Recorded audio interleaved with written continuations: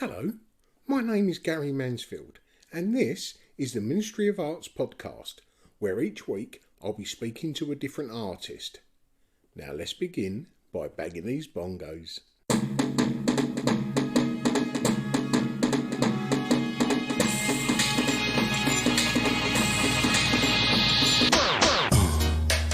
Yeah, right.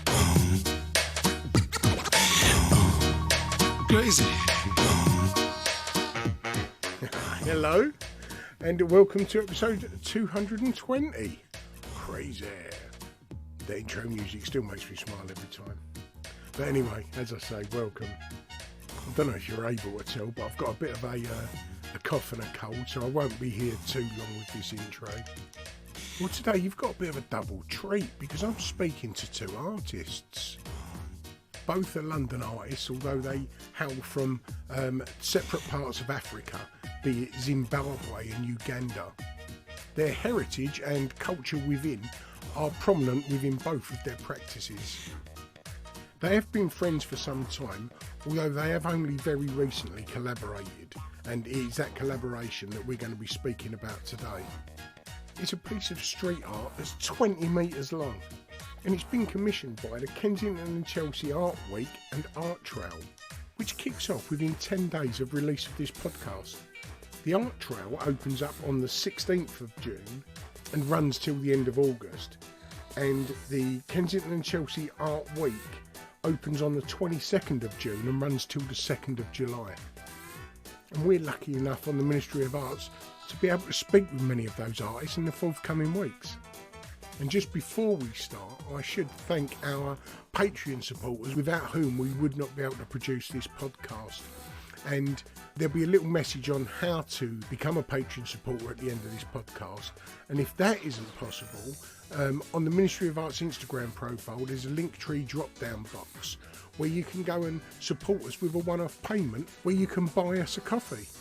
And if not, that's absolutely fine. You can listen anyway. That said, please come with me as I spoke to this collaboration of power, which is Birungi Kawooya and Bokani. And how are you this fine day? I'm good actually. Yeah, Good. I've had a good morning.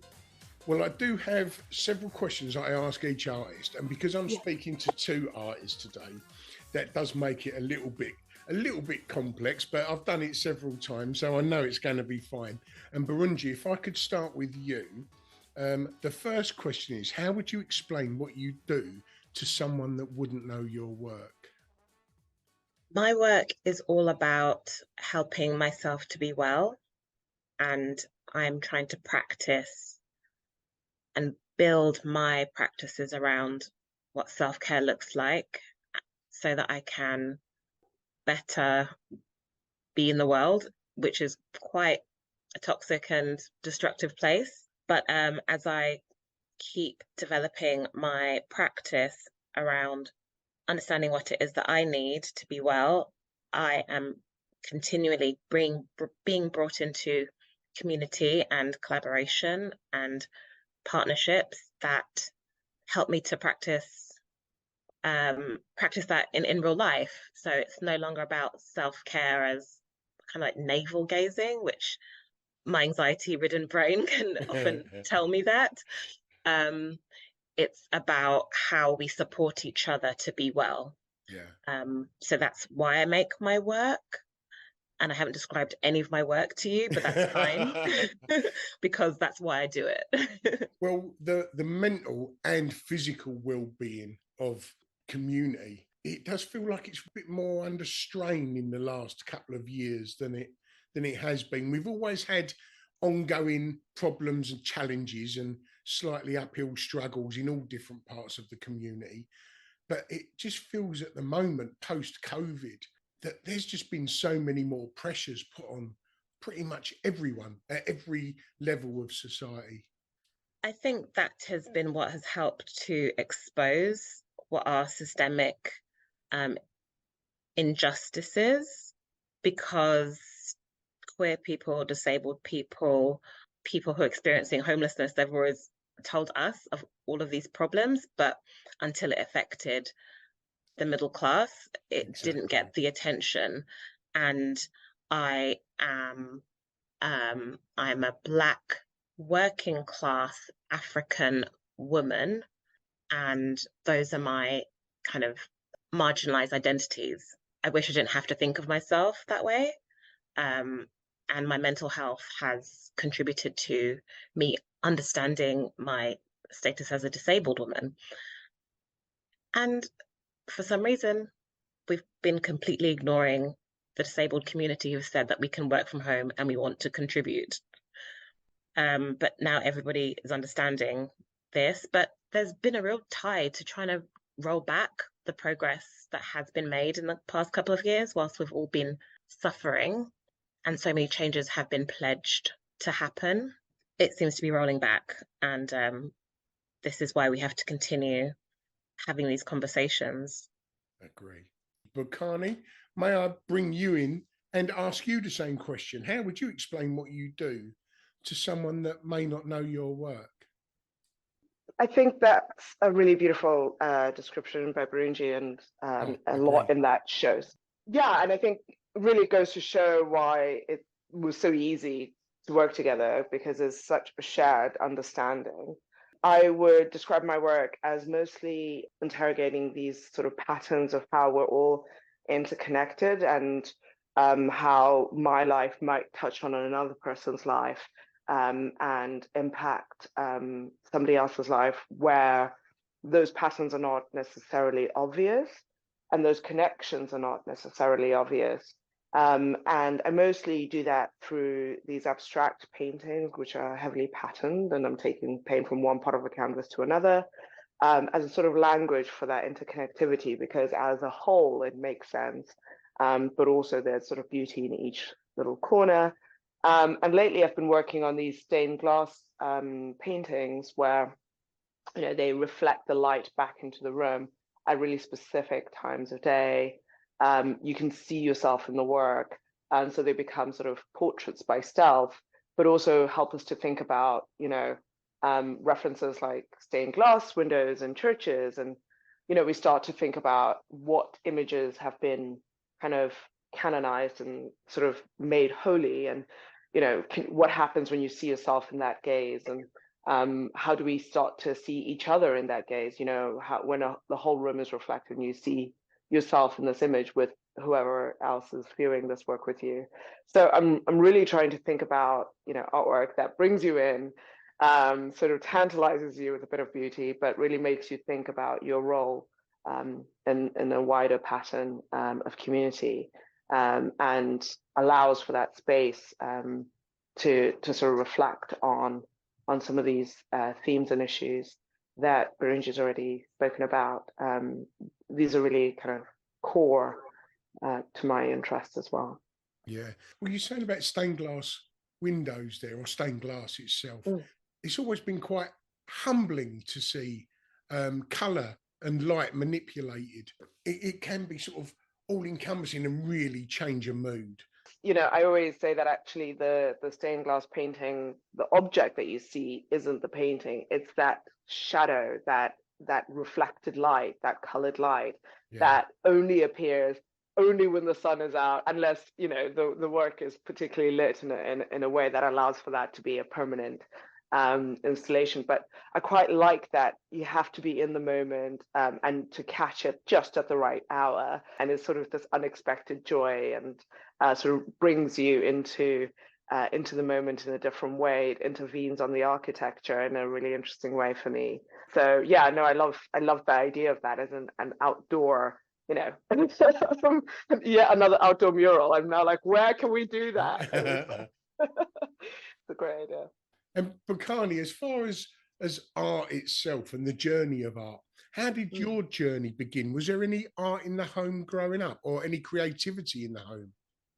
I mean, that's a really interesting question. I would say my family has incredible, just really good taste in my aunts and my grandparents, and my aunt used to make some of our clothes growing up. So I was adopted by my aunt when I was 6, and she's always had a very beautiful aesthetic in the home, But I can't say I really remember artworks so much, especially paintings, I think, having a huge impact on me at that time. When we moved to the UK, I was about 13, and I was a bit behind on things like maths and science.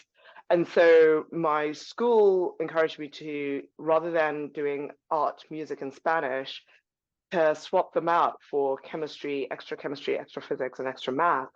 And I did catch up eventually, but the only time I was really in the art room for any significant amount of time was in my part-time job. I was a cleaner after school. So my beat, if you will, was like the art room. So every now and then the art teacher would still be in there and would have really lovely chats about, what my classmates had been making or what the year above had been making. But it wasn't really until I was about 21 and I went on like a yuppie art course. Upgrade. Tickle me. Well-being thing actually, because it was in this internship in 2008. To be in an investment bank is not an ideal space, right, for a young person. And it was incredibly stressful. Everything had to be absolutely accurate and perfect. You couldn't get anything wrong. And one of my colleagues said, "Oh, you can just go across the river to the Tate Modern." And this is the first time that I really became familiar with like abstraction. And I was like, "Oh my goodness, this is allowed? This is what's celebrated? Are you serious? Who said you could just put a splash on paint and that's enough?" And I just, it felt really like an enormous privilege to start to actually go on purpose to seek art and to recognize how slowly it was providing a sense of healing and a sense of wholeness and a sense of, oh, I made something beautiful today, even if nobody else saw it. Yeah. I've made something that went from in my imagination to in real life. And that's an incredibly powerful feeling. Oh, yeah, it's beautiful. Birungi, just the same question there. Did you have creativity in home growing up? Yes, this is hilarious because my childhood home was filled with photographs, batiks, paintings, wood carvings, bark cloth and banana fiber art, baskets, mats from Uganda. And I've always been supported as a child. I was supported to like draw, paint, all of that, but as a hobby. And when I wanted to explore going to study art at uni, my parents, who both in the NHS, recruited from Uganda and brought into the system here, said, there's no black artists, and I believed them because in the early 2000s, I just wasn't exposed to African or Caribbean artists. Maybe I didn't seek it out. But I just studied business. I studied capitalism, and I would just make art in my free time because I had the materials and I had the inspiration. But it was there, but my parents cheerfully gaslit me, and I believed them for a while. But I understand why, because job security is so important when you don't have a safety net.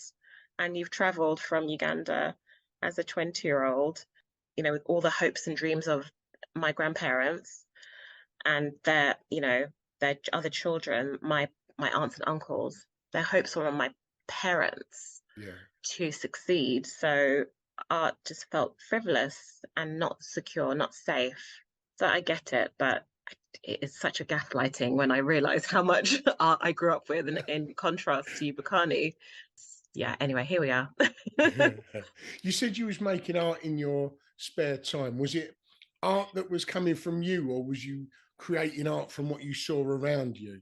As in European inspired or Ugandan inspired? Oh, no, it's totally Ugandan inspired, except I didn't realize how these images of these profile silhouettes, often the artwork was of women, carrying children on their backs, really traditional Ugandan lifestyle stuff of that time.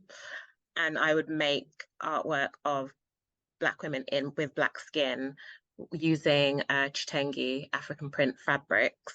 So, I thought I was doing something cool and radical, which is now widely known as collage, mixed media collage. I did not invent it.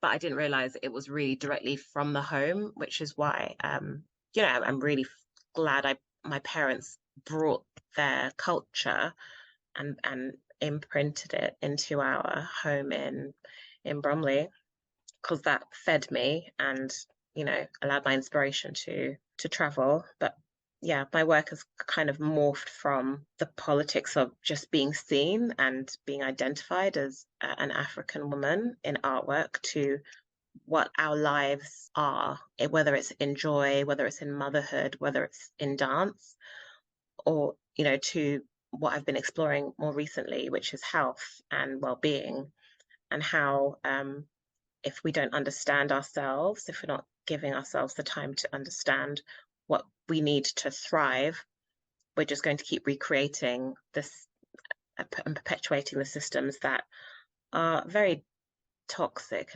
and deadly and harmful. So yeah, whilst I've made fun of my parents quite a bit, I'm really grateful. You've definitely got an artwork going on between you at the moment, a collaborative piece, which is part of the Kensington and Chelsea Art Week. Did you collaborate before that, or was that your first collaboration? That was our first collaboration. Yeah. Bokani, I'm not even sure how we met, but how I've always just wanted to be in your swirly abstracts paintings, like interconnecting with you, and now we are here together doing just that. I can't remember. I thought it was the Some of Us Are Brave exhibition in Notting Hill, but I think we knew each other before that. Yeah, I mean, maybe I was just stalking you, and I Flattered. I think that's probably more accurate.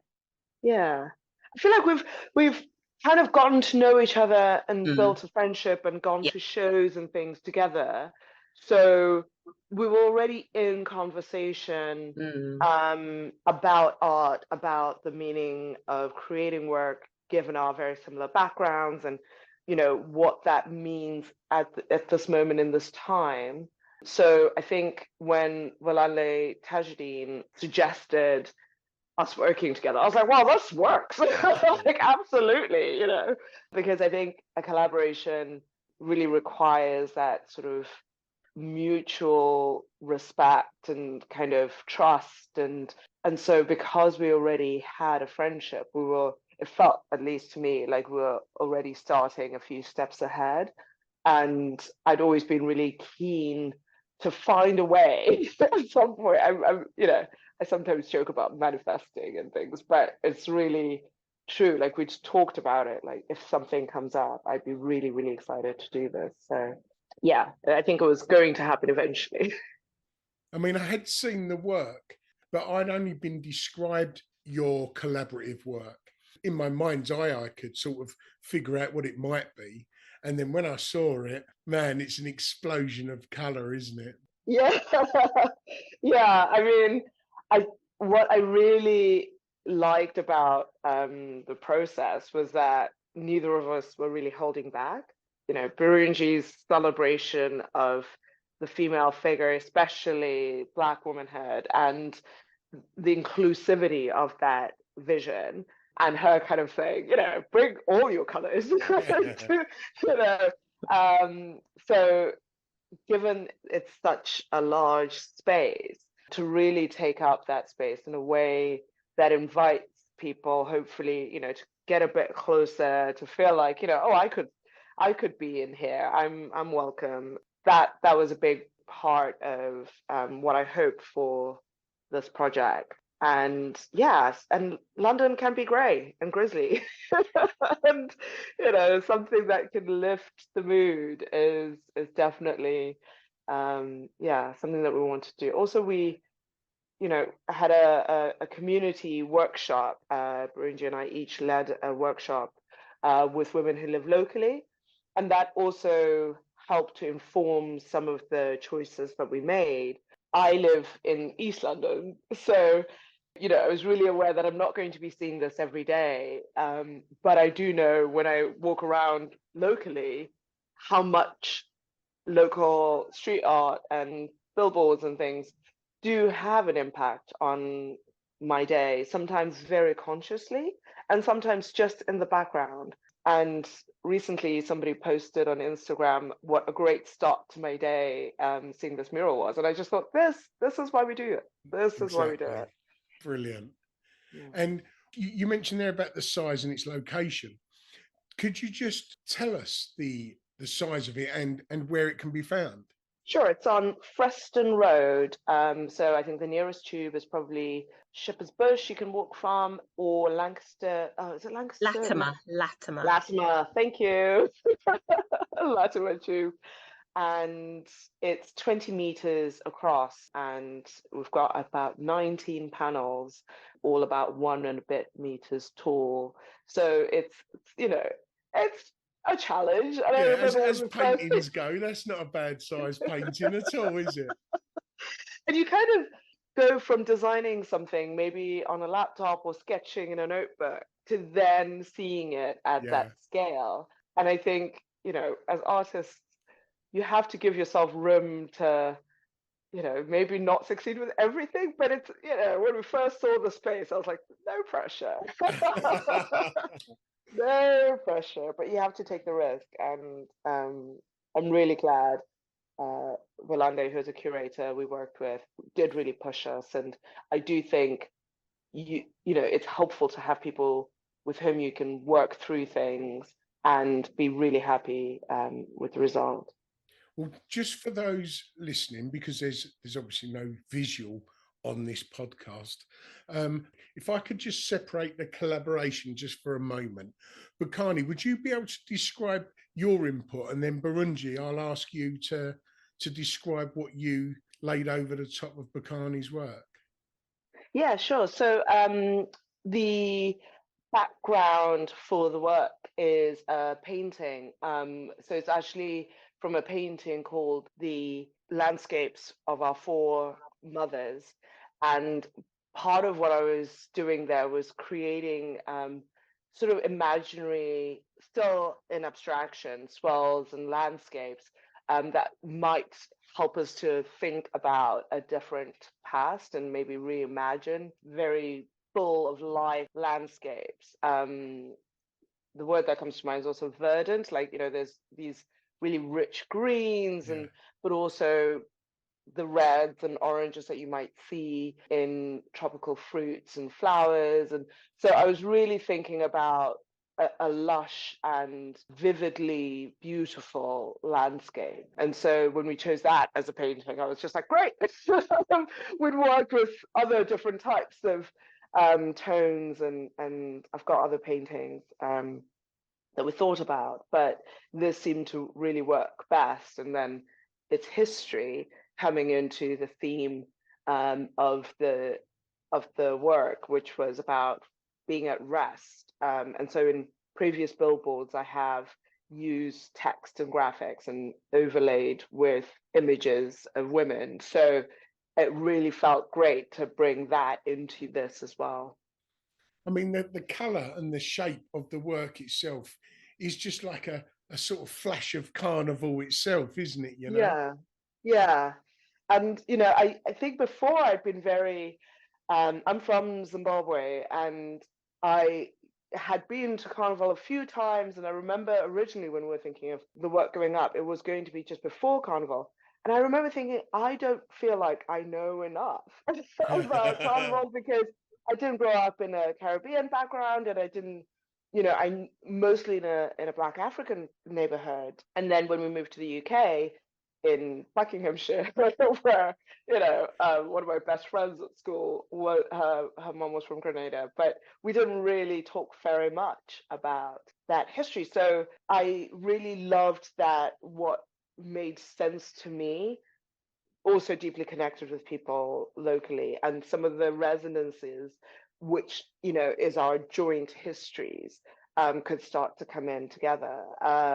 It was only later that an aunt of mine said, well, you remember Bob Marley did come to perform at our independence celebrations in 1980 in Zimbabwe. And I was like, there's always been this connection, there's always been this conversation. And London was sort of a really key part of that. And I think part of the reason I was thinking of Lancaster Gate instead of Latimer, go to Latimer, is because, you know, those negotiations with independence were at Lancaster Gate in London. So, you know, I think a lot about like these histories and what might have been visible at the time. Brilliant. Birungi, if I could come to you and you're half of the collaboration. Sure. I have been exploring a body of work inspired by my understanding of how it is I'm able to slip into depression and anxiety, and at times really not understand the internalized ableism in me that allows me to keep working, keep showing up, and just keep beasting myself for the man. I say that lightly. I'm glad I can laugh about it now. But I've come up with a body of work called Sisters Need Sleep, which is to remind me that I need to take care of myself. I need to prioritize my body and my needs and my mind. And I can't give that up to another person, a corporation. I can't do that anymore. And it's definitely not an ongoing body of work because I'm always being challenged. I'm always trying to create the conditions inside of me to be safe and to not risk my health. So this, you know, the size of this piece, I've never worked on billboards before. Bokani has lots of experience working on this scale. So I wanted to, it made sense that I focused on drawing these many women from the African diaspora. And I really wanted to show as much of the diversity in us and to show us in different forms of rest. I've been practicing meditation for a few years now, and it can be something that it can put people off because a lot of people think if you rest, you have to slow down and be silent. And that's not what we're trying to say at all, because there's many forms of rest. And when we were researching, Bokani found like there's one kind of study that said maybe there's 7 types of rest, and we that was a jumping off point for us, because in movement there is rest, in singing there is rest, and in the classic laying down in a bed there is rest. And how joyous is that? So Bokani also included her drawings, and together we had this gorgeous psychedelic but also restful meditative colorscape in which to rest the eyes but also provide some gentle stimulation. And I think what's also really important about the conversation with rest is that it's the starting off point. And for me, I want to support people to imagine and create, because that's our greatest currency in our imagination. But you can't do that if you're not rested. But if you can create these pockets of rest, perhaps they'll grow. And then perhaps you'll also then imagine how you want to be in life, in yourself, and together in community. With enough creativity and will, we'll be able to overthrow the powers that be and live in a life where we don't have to rely on money and jobs to thrive, you know. Very revolutionary, but you know, going in gently with the rest message, because that has to be the starting off point. Also just being kind, and wouldn't it be nice to not feel so much pressure? Oh, wouldn't it just? Wouldn't it be nice? And just standing, like you just said, standing in front of an artwork, contemplating what is there. There is that moment that sometimes you just leave the world you're in for a few moments and just get transported somewhere else with any creative work. It doesn't have to be just visual art, that's for sure. But what a great way to relax is by looking at art, is what I say. We hope so. We hope you can relax with our mural, Black Women at Rest. And one more time, could you tell us where it is and the easiest way to get there? So Black Women at Rest, the mural that Bokani and I created with the amazing support of Bolanle Tajuddin, commissioned by Kensington Chelsea Art Week, is located on Freston Road, W10, and the nearest tube is Latimer Road. It's about a 4-minute walk from Latimer Road. Splendid. Ladies, thank you very much for your time. It was very much appreciated, and I look forward to going to see your work very shortly. I'll see you later. Gary. Bye. Hello, I'm Vestolia Chilton, the director of Kensington and Chelsea Art Week and Art Trail. You've just been listening to one of our featured artists. Make sure to keep these dates, for the Art Trail starts on the 15th of June and lasts all summer, and Art Week starts on the 22nd of June and ends on the 2nd of July. All of this information is on our website, kcaw.co.uk. We look forward to welcoming you. Well, hope you enjoyed that episode of the Ministry of Arts podcast. So we wasn't dictated to by advertisers, we decided from the offset to go ad-free, which means obviously we had to self-fund. So we set up the Ministry of Arts Patreon page. And without that support, we would not be able to produce this podcast. So if you like what you hear and you're able to support the podcast, just go over to the Ministry of Arts Instagram profile. You'll find a Linktree drop-down box, which will direct you straight to our Patreon page. And for the price of a cup of coffee, you can help keep us growing week by week. But if you're not able to do that, that's fine, because this content is free for everyone.